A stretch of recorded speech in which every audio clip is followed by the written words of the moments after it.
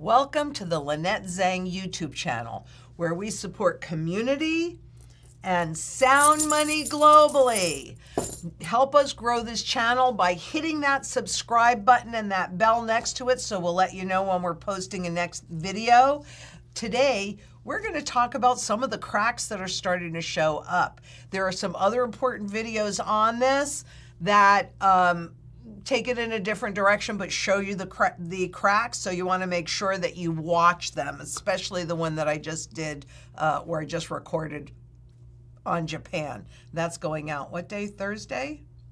I think that's going out on Thursday. Monday. Oh, that's going out on Monday. Okay. But again, if you hit that bell, we will let you know when we're posting a video, and you want to make sure to watch it. Today, we're going to talk about more cracks in the market, because everybody's always asking me when. Well, what I can see is I can see pattern shifts, and I can see that things are changing. Do I necessarily, am I able to tell you exactly what that means or exactly when things are going to implode? No, I can't. However, what I can tell you is that we need to pay attention to these shifts, and we need to get into position ASAP. So let's take a look at what JP Morgan Chase is saying, because what they're actually saying is that stocks are so crowded they may crack at any time. And what they're really talking about there is something that I've been talking about for a number of years, and how all of these ETFs and mutual funds and all of these products really buy into the same top stocks, maybe 7 to 10 of them. And we all know who they are: Apple, Microsoft, etc. But that works great on the way up because it sends all the indexes up. Even though there are a lot of stocks that are lagging, it makes things appear great. But on the way down, that's when you see, it's kind of like a tide, right? When a tide goes out to sea, you see all the garbage underneath. And I think that that's what we're about to see. So let's just move forward, because JP Morgan warned clients last Wednesday that they could be stuck on the wrong side of the momentum trade, and encouraged them to diversify. Diversification, according to Wall Street, is the difference between stocks and bonds. But I'd say after the last few years that it's become pretty obvious that those are both the same thing. They're all denominated in this stuff, right? And you can only convert them into this stuff. So the real trend is not stocks going up. That's just nominal. But it is what is happening to the purchasing power of the dollar. Because 1 trillion times zero, oh, well, what? I've got a Zimbabwe. Yeah, a $10 trillion Zimbabwe note. 10 trillion times zero is still zero. Make no mistake about it. So even JP Morgan is saying diversify. Excessive crowding in the market's best performing stocks raises the risk of an imminent correction. Has that started today? I don't know. We're going to find out. But that fear of missing out, that FOMO, has created this crowd trade. So it goes up. It's a loop, right? The stock goes up. People are more aware of it. They buy more. They push the stock up. But it's crowded. So again, when it reverses, there's your problem. It might just come one day out of the blue. This has happened in the past. We've had flash crashes. One big fund starts delivering some positions, a second fund hears that and tries to reposition, and the third fund basically gets caught off guard. And the next thing you know, we start having a bigger and bigger momentum unwind. Yes, my friends, that is where we are near. Look at the Bank of Japan, right? Their stock market imploded in the 80s. They've been working to fight deflation since the 90s, and they still haven't been successful at it. This creates a collateral doom loop. What's a collateral doom loop? Okay, well, on the way up, the higher those stocks go, the more you can borrow against them to do anything, but in theory anyway, buy more of those stocks, which push prices up, which means you have more collateral to borrow more money. That is a doom loop. And that is a collateral doom loop as well, even on the way up. On the way down, it's destruction. On the way up, it's building that collateral. On the way down, it's destroying that collateral. So the price of the stock drops. Whoever is holding that has to come up with more money. So they have to sell whatever the market will buy. That pushes the stock market down more. So can you see that doom loop? It works on the way up. Great. It works. If you're sitting there holding it, it works very bad on the way down. And that's what we are about to experience. The math just does not add up. Stock gains are at odds with reality. But here's also the truth. When we're dealing with high inflation or even hyperinflation, and if you write this down for me, Marie, I'll do something more on this. But as we've seen in, like, say, Venezuela in 2013, they had the best stock market in the world. But they were also in hyperinflation, which means that the value of their currency was losing value very rapidly. And so people move into the stock market to try and hide there. But you can't hide there because you can only convert that into whatever that local currency is based on the local stock market. Do you see the problem? That's why you have to be properly diversified with assets that are outside of the system. Tangible, sound money. Right? That's what makes a difference. So the math just does not add up, but history shows us that this is typically what happens. Well, we know what happens next too, but stocks are being fueled by complacency, greed, and momentum, not fundamentals. The economist highlighted concerns about lackluster earnings support and negative economic indicators, and we're going to talk more about that in just a second. The VIX, so that's the volatility index, was under 13 on Tuesday, continuing its longest streak below that threshold since 2018. And what they're talking about there is the complacency in the markets. Oh, it's just going to keep going up. So it's that fear of missing out, that greed, and also that complacency. The central bank will shift. They will do their pivot and just do what? Pump a whole lot more free money into the system. But there's virtually no purchasing power in there. So every time they've done that, what happens becomes less and less powerful, have less and less impact. The math just does not add up. And while the refrain, better to be lucky than good, works now in this manic backdrop, I am still not comfortable chasing momentum into the top 10% valuations of all time. Is this time different? I don't think so. So the question is, will you be surprised about it? Because even though I can't tell you that this is going to happen at 8:35 on Tuesday morning, when it happens, we will all be gobsmacked. We will all be sitting there going, oh my God. Except be prepared when that happens.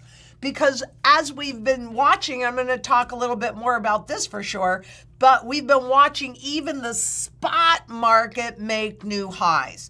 Does it reflect gold's true value? Oh, heck, not even marginally close. But the fact that it's breaking out shows that the traders are gaining more power over those that will suppress the price. And I'm going to talk more about that because there was a question that a viewer had. So I'll come back.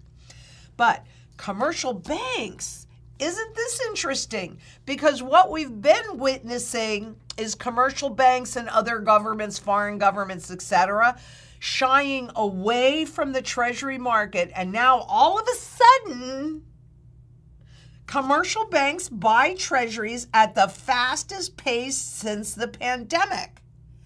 If the treasury is a true flight to safety move, which in my opinion, it's not.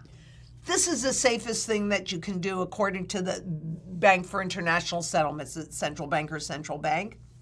Not paper, not debt.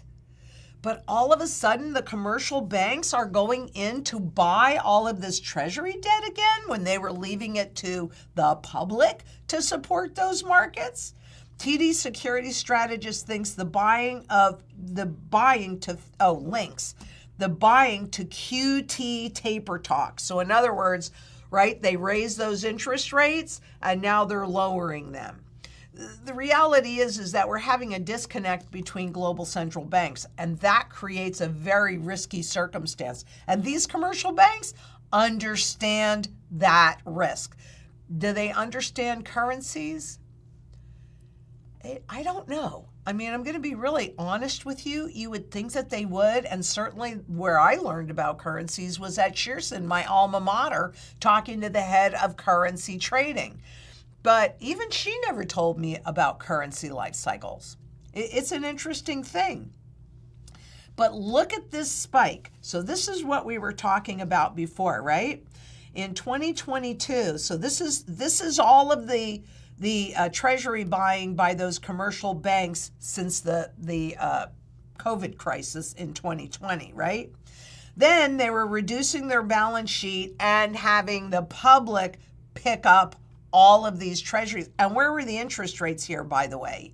They were, right? The interest rates were way down, right? And that means that the principal was up on these. Now it's just the opposite. They started the quantitative tightening.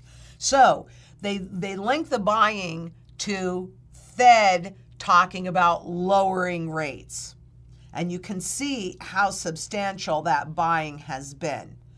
That's telling us that there are cracks that are forming and they're flying to safety. Again, I don't think treasuries are that safe. They can print the money to get to pay you. So you don't have to really worry about your principal. It's about your purchasing power. That's what you have to worry about. U.S. banks are snapping up treasuries at the fastest clip since the peak of the pandemic sparked worry-swept markets in 2020. Unemployment rates are increasingly flashing warning signs. Okay, so here's another warning. Fed's pal ready to support, I thought this was super interesting. Fed's pal ready to support job market even if it means lingering inflation. Fed chief says unexpected weakening could prompt rate cuts. So, wait a minute. There's a little bit of disconnect here, right? Because at first, the rates going up were about slowing down the economy and creating job losses. They didn't really tighten all the way. The financial conditions continue to be very, very loose, as we've talked about in previous videos. But now, when they're seeing that the potential for the consumer to continue to consume because more people are losing their jobs, and those that have lost their jobs, it's taking longer to find new jobs. So here what he's saying is, wow, if all of a sudden there are a lot of layoffs, they're going to lower rates when they were raising them to create this? Do you see what I'm saying here? Both sides of their mouth. They talk out of both sides of their mouth. Fed shift is good news for Biden and financial markets because that makes it cheaper to go into debt. This is what they're thinking is going to happen, and likely it will. I'm not going to say that that's not going to happen. But we know that every single time they do that, the value of what's already out there goes down. And we're already very close to zero. The only thing that's still holding that is public confidence, which that has already been shifting for quite some time. And once you lose that confidence, you're done. Now, some states are flashing warning signs on unemployment. These gold states are the ones that are flashing those warning signs. 20 states have triggered the sham recession rule, and that is if the 3-month average of the unemployment rate is 0.5 percentage point or more, 3-month average, 0.5 percentage point or more above its low in the prior 12 months, the economy is in a recession. Now, of course, in this country, we get to determine not individually, but the central bank will determine when there's actually a recession. It's a joke. There are people that are still in recession from 2008. They never left it. But if they can say we're not in recession, but of course what they're telling you is, even though this typically works in telling you when we're in a recession, yeah, this time is different. It's never, ever different. Grocery prices. I mean, why do the public not know how good things are, how good the economy is? Well, maybe because it's food prices, which is something that they see on a constant basis, because you got to eat. You can't avoid that. You can avoid buying a new blouse. Can you avoid eating? No, if you don't eat, you will die. It is that simple. So grocery prices have soared. That's spoiling Biden's economic pitch. And this is not political. I'm not making a political statement on this at all. It's the way they all work. But outsized 25% jump in food prices since just before the pandemic. Guess what? That's noticeable. Go out to eat lately? Frequent grocery shopping trips stoke inflation discontent. Now, the problem with that is what the Fed terms as price stability. Price stability is not the price of that loaf of bread remaining the same the way you and I would interpret it. Price stability is inflation coming in at a low enough level that you don't notice it. But 25% in just a few years is very, very noticeable. Let's see what that looks like. Because it really is a sticker shock every time you go. So what are you doing? You're buying cheaper products, you're buying less quantity, you're having to make changes to your standard of living and your lifestyle to accommodate these higher prices. So it's no wonder that people are discontented and notice what's happening. I mean, this is the change from 2020. Now, there are overall consumer prices up 20%. Oh my God, right? That's noticeable as well. But grocery prices are up 25%. You're gonna notice this. The question always is, who's gonna suffer the most in this next crisis that is on its way, can happen at any moment? It's always going to be the public, and mostly the lower income public, because their budget, more of their budget goes to food than it does for people that have a lot more money, right? Some people don't have to change whether or not they buy steak or hot dogs, but a lot of people have to make do with what they have. And you know, I'm not going to lie to you. There was a point in my life when I first got divorced and I had 2 3-year-old babies that I had to figure out really how to support them. And I had $20 at that time to go to the grocery store with. Thank God I'm a good cook, because my grandmother always said, the sign of a good cook is somebody that can make something out of nothing. And I got really, really good at it during that period of time. So I can empathize with that. You know, I know what it is to be food insecure, and I've been food insecure more than once, and I got to figure out where I can talk about those experiences too, because I want you to see everything. But at any rate, let's go back to the graph, because this is spot gold. And as we know, even today, it's breaking new highs. Now, somebody saw how high it went up yesterday, and then it pulled back and was like, well, why did it pull back? You have to understand that these are contracts, and the entities that buy these contracts are not intending to take physical possession typically, right? All they're looking for is a pickup. And, you know, we talked for quite some time about the peak, but the reality is here was the initial breakout, which I talked to you about. It just wasn't pervasive, so they will sell a lot of gold that does not physical. They will sell the digital gold or the contract gold that does not nor ever will exist. It's very different for the physical markets. but I just wanted to stay on the spot market because I know everybody's watching it and they're all so happy right now because it's breaking out to new highs. And I'm not going to tell you that I don't like that, because certainly it's a feel good.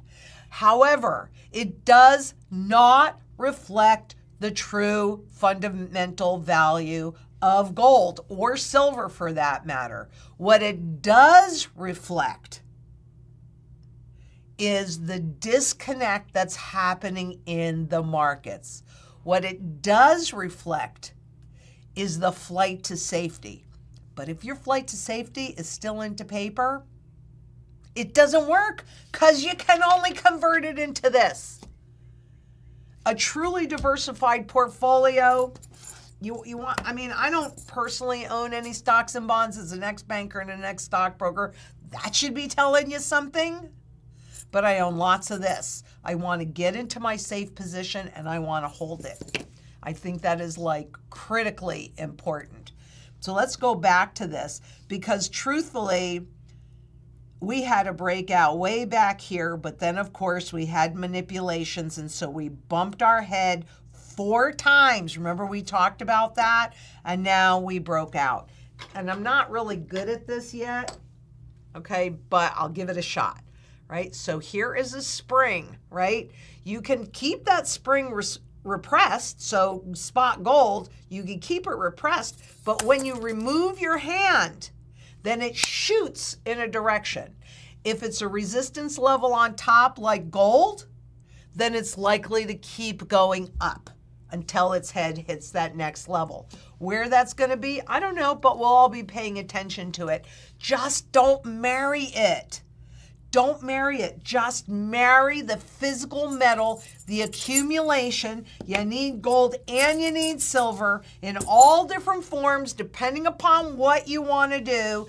Give us a minute. We're almost there. We're getting there. I promise you we're getting there. But this is what's happening in the spot market right now. And we'll see how high it goes up until it bumps its head. I'm definitely not prepared to say that, oh, it's already bumped its head. It should, because a rise in gold price is an indication of a failing currency. But we will see more new highs in the spot market.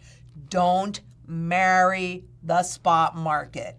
Physically hold it and own it, because this you don't own. It's a contract. It's counterparty risk. This, you hold it, you own it outright, and it runs no counterparty risk. That's what you want in a flight to safety asset. Let's not forget silver, because silver is actually really interesting. While it has not yet concluded the cup formation like gold did, it's definitely working on it. And what it has created right now is a wedge formation. So it's like a piece of cheese. So we've got to watch, is it going to break above that line? In which case, it's the same kind of thing, right? We'll get a breakout and we will see the movement of it. Or will it break below and then we'll see a breakdown? But my bet is, and we'll find out probably today, that it's going to have a breakout. And when it's going to conclude this cup, I can't really say, but it will conclude the cup. Again, though, it's a contract. They can sell as much silver as they want to. There are no limitations. Whereas in the physical world, you have limitations. And that is also flashing a warning, especially spot gold breaking out to new highs. Imagine how much pressure that took to get it above there. Why isn't it still at $200? Why isn't it still at $20 an ounce or $35 or $42.22? Can traders overwhelm the central bank's ability to manipulate? Yeah, actually they can, because they use leverage. They use all of those derivatives. But is it a battle royale between the markets and the central bank? That's what we've entered. And not just in the US, but on a global basis. So it's getting really, really interesting now. You want to stay tuned. You want to watch everything. And if you want to show your support, please make sure you like us. Do it on the way in so you don't forget on the way out. Leave us a comment, share, and subscribe. That's the best way to do it. And hit that bell. We'll let you know when we're posting the next video. And if, for those that have noticed, we're posting every day because so many things are happening. We want to make sure you know. Make sure that you send any questions to questions@LynetteZang.com. I will answer as many questions as I possibly can today, and then I'll answer the rest of them on the podcast with Emerald. But also you want to make sure to watch the video on the update. One of you guys asked me, so it's a Yawa, you asked, we answered, on what's happening with states' legislation on gold and silver as money. And it gives me a lot of hope. So definitely, if you haven't seen that video yet, go back and watch it. I had a great interview with my friend Mario and Echo over in London. And, you know, of course, he is definitely, I love him. So it was a great interview. Make sure that you find that. We'll put the link in the base of this, right? And also Gee Whiz Weekends, which is a great opportunity for those that are trying to understand all of this better. And I'm also training my protege, and we've got some new things that are coming out about that. So, you know, I'm excited, but definitely check out those Gee Whiz Weekends because I think Emerald is doing a phenomenal job. I'm very pleased with where we are. It takes time to learn this. I've been in these markets on some level since my whole life, but in earnest since 1964, and I was 10 years old then, so I know that it's young. But I got my training from my Uncle Al, and I could not have had a better training on how tangible assets work and on dynastic wealth from him. And I will be talking a lot more about that into the future. And I hope you come and join us next week because I know that together we can make a positive difference. So until next we meet, please be safe out there and I will take questions. Do we have some questions? We do. Okay, good. I love questions. And I love doing this. I mean, I you know, am committed to you guys. I mean, this is who we all of us here at LynetteZang.com, we work for you. Make no mistake about it. And the first one comes from Aaron Ritchie. And my biggest question is, when will you stop using the Make It Rain money gun? Oh. You lose a lot of credibility once the toy is brought out. And I have Marie over here going, no. Well, let's weigh in on that, okay? I mean, if you don't like the money gun, you guys, let me know. So give us a thumbs up on the money gun or a thumbs down. You know, everybody feels different about it. I'll try and use it less, Aaron. But it makes a point that I can't make just by saying, and they print money. I mean, does that really have the same impact as using the money gun and shooting it out? So let me know, though. I mean, if most of you guys really don't like the money gun, I won't use it. I'll try and figure out another way to do it. And the Silver Sandwich says, Lynette, what are your thoughts on the gold backs? I definitely see a place for gold backs inside of the strategy. I mean, they are, you know, more expensive per weight of gold, but the fact that you can hold like 1/1000th of an ounce in one little bill is really, really good. So stay tuned on the gold backs because I can see where they fit into the strategy, and it is a way to diversify your holdings. So stay tuned. That's how I feel about gold backs. And Daniela K asks, Lynette, do you have any advice for people who are still stuck in the city when hyperinflation begins and do not have a bug out location? Yes, I do. Okay, we're going to be talking about this a lot more, and especially on food and water storage, and very importantly, and I don't know when we have this on the calendar because it's something that I've been working on for a long time, but even inside of a city, there is food that people consider weeds. So we will be doing a foraging video. But if you live inside of the city, there are still likely to be farmers markets. I mean, I was in Florence not quite a year ago, and even in that large city, we went to a farmer's market. And then so you can meet farmers, people that grow your food, create your cheese and your meat and anything that you might need, that live outside of the city and come in. So I'm going to tell you that you want to become friends with these people, right? Because we've got to do really a few things. Number one, we need to sustain our current standard of living. So in the city, you want to make sure that you can get your food and your water. I don't know how big, if you're in Manhattan, you're not going to have a whole lot of storage space. And that's why it's even more important to create those relationships with those that are just a little bit outside of the city.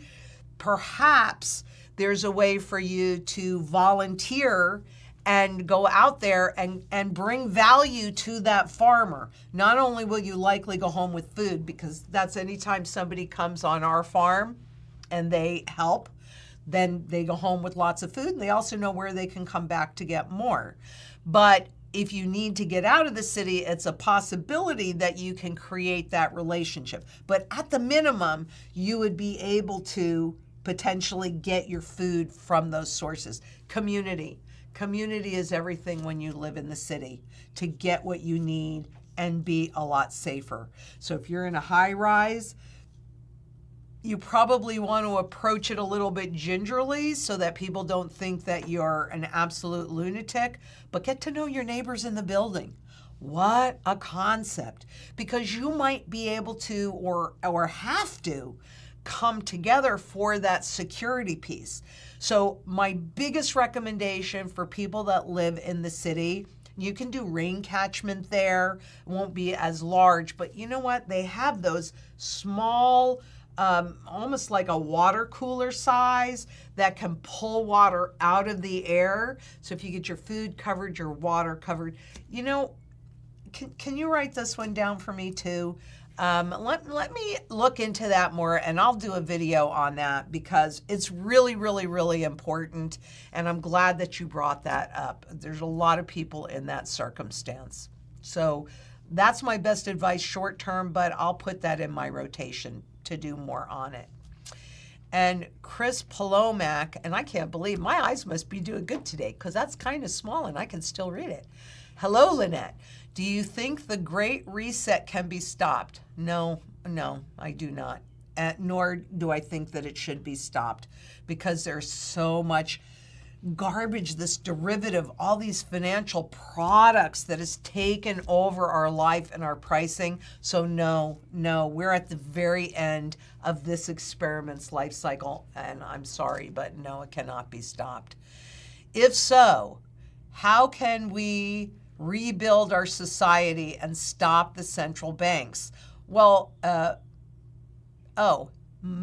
met you, thank you, in Australia, and it was amazing. And I'm going to be doing a piece actually next week on what's happening, some things that are happening in Australia. But I'm glad that you were there, and I can't wait to be back again. But if so, how can we rebuild our society and stop the central banks? Well, it cannot be stopped, so we're going into a huge crisis. They will use that crisis to force their CBDCs on you. But if you are independent and self-sufficient, food, water, energy, security, barterability, wealth preservation, community, and shelter, then when they try and cram it down our throats, you can say no. And if enough of us vote with our wallets and buy gold and silver and pull that out of the system, then we're gonna have a voice. At least I'm gonna die trying, because I'm looking at all of our grandchildren and our great-grandchildren and the future that the WEF has planned, where we own nothing. Takes us all the way back to feudal times. Let's create a voice and say no. It's why I went to Australia and really when I was there, I'm getting chills because that was like the most incredible trip. Not only are the people fabulous, and, you know, I really enjoyed the cities that I was in, even though I don't like some of the politics. I'm not going to get political on this one, but I will next week. A little bit. But Australia, I found my voice in Australia. And so thank you so much, because frankly, you were one of the people that helped me find my voice. And I really appreciate that. Okay. Is it say chill? It does say chill. Okay. Will layoffs and cost of living increases decrease the amount of cash flooding into retirement and funds, causing a pullback? Let's see. Will layoffs, well, certainly that's, okay, so one of the things, Chill, was the Fed said that they, thank you very much. They're making the print bigger. Thank you very much. But what did the Fed Chair Powell say? That he would pivot if there was a sudden increase in unemployment. Of course, that's what he was positioning for. So both sides of his mouth. But the cost of living increases, so that's inflation. I mean, that's the reality. You'll say it this way or that way, cost of living. That's layoffs and inflation, right? Decrease the amount of cash flooding into retirement and funds. Yes, but there's a whole bunch of cash that's sitting on the sidelines because they don't trust what these markets are doing. They're one way, right? They're manipulated, and it's all about keeping you dumb and keeping you inside of the system, because when a market implodes, tell me who you're going to call. I want my money back. That's not going to happen. If there's a bail-in, you could go and bang on those doors at the bank and it won't do you any good at all. So it's not really that that's what will cause the pullback. It is that every single market except for gold and silver are severely overvalued, severely. Now in the strategy, that's going to flip. So right now, all of those instruments are super overvalued, and you've got physical gold and silver that is severely undervalued. That's going to flip-flop. A lot of these products that they've created are going to go away. And that is personally one of the reasons why I'm out of the markets, because I don't care about a short-term gain. I care about a long-term loss. If I lose my principal, I have nothing to rebuild my wealth with. So maintaining my principal is critically important to me. Maintaining my purchasing power is critically important to me, because I know history has shown, and just wait, on Saturday, you're going to love this, it's on gold and real estate, right? I'm going to be doing it on more income producing assets as time evolves as well, because that's part of the strategy. Right now, you hold an undervalued asset that's in a long-term positive trend. And you know that it's in a positive trend, not because of this spike, because when you look at the long-term graph, actually, can we go back to that graph? Is that easy enough to do? If you backtrack on yours. Okay, let me go back. All right. And so, so here's the spot gold chart. And what do you see? You see a series of higher and higher lows, right? That's how you know when something is in a positive market. The opposite occurs on a negative market, where you see lower and lower highs. But here's a guarantee I can give you. If you keep getting higher and higher lows, you will get higher highs. So even from a technical basis, you know, what we're looking at is a breakout and a pressure. So please don't leave a question before I've left the question. Can you go back a little bit? Right. Yeah, it's not the cost of living. It is inflation, because what inflation does is it erodes the confidence of the public in the system. When enough of that confidence is gone, that's when you're going to have hyperinflation, or when they're ready to make sure that you lose all of your confidence. So these markets implode, etc. But it's just the severe and I won't use the money gun, but it's severe printing, loss of value of this crap. Okay, that's what, and severe overvaluation, severe undervaluation. That's what's really doing it. Why does spot go up and pre-33 doesn't? No, that's actually not really true. And I didn't do it on this, but I will put together a little chart. And actually the pre-33s have broken out long before the spot market. So if you write that down, Marie, I will do a video just on that for next week because that's a pretty easy one to pull together. So it's actually just the opposite. Why doesn't spot go up when central banks are buying it hand over fist and the pre-33s have already told us that these markets are going up, right? And Annie Oakley 777, Lynette, do you think the government will try and confiscate precious metals? Yes, I do. That's why personally, I only buy the collectibles. Even this little sack of gold, these are pre-33 raw coins. And in there is an early rooster, right, which is pre-1948, right? So I don't buy bullion, and what I use as a guide, and what I think everybody can use as a guide, is what you can hold inside of an IRA. So if I can hold it in an IRA, I'm not buying it. Because the way I think that a confiscation would really work, where do most people hold their metals? They hold them inside of retirement accounts, right? So how easy is it to be, let's say spot's at 3,000 an ounce when they decide to confiscate. They want cooperation. They don't want you to realize what they're doing. So whether they pay you, $3,500 or 5,000, doesn't matter. Gold is so severely undervalued. It's really, frankly, almost irrelevant what they offer you. But most people, they could do this huge sweep of the IRAs because the depositories are not going to say, oh no, we're going to protect our customers. If the government says we're taking the gold, the government's going to get to take the gold. And what do they leave you? They leave you a whole bunch of this that they know has no value and is losing value even more quickly. But most people, being blinded by that nominal confusion, would say, well, wow, gold is only worth 3,000, but they're willing to pay me 5,000. Isn't that awesome? Well, they can do that because of the eminent domain laws, where the government can take anything that they want. They just have to pay you fair market. And they're the ones that are determining, in their opinion, what that fair market is.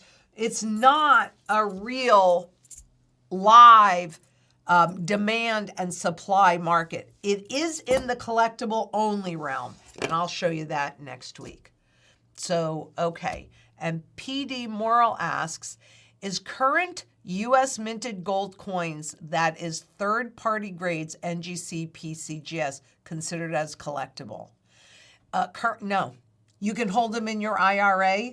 So they may say that, but you need to know that you want a different classification. You want a collectible classification. And so if you can hold it in an IRA, it is not really classified as a collectible, because those were never intended to be used out in circulation. So PCGS, I'm not sure that they actually will do a mint state 70 on a new coin or something like that. NGC, I know, will do that. But no, because you can hold it inside of an IRA. So you want to avoid that if possible. And Randy Welchel asks, question, if the banks get hacked? Good question. And cannot transfer funds electronically, how do I pay my mortgage, paper, cash, in an envelope? Can I write them a check? Well, that is a really good question. Let me look into that more, because if I have it set up to do something on the grid, so hacking in the grid. Okay, let me look at that more deeply and I'll come back, because really we've never been quite this dependent on the grid, and especially since we're going, if they have their ways to a full surveillance system. I'll come back to that. So is that it? Or are there more questions? That's pretty much what I got for you right now. Okie dokie. They love your money gun. They- do. They love your money gun. Okay, so I'm sorry. They love the money gun. I'm sorry. But I will try and use it more judiciously, all right? So we'll come to a compromise here. But thank you so much for coming today. Don't forget, we're going to do it again next Tuesday live. And we are working so diligently and hard on the website and bringing out products and what we're going to do for you. And I'm excited about it, and I appreciate your patience. And together, I 100% know if we can come together in both a local and a global community, there's no stopping us. And until next we meet, please be safe out there. Bye-bye.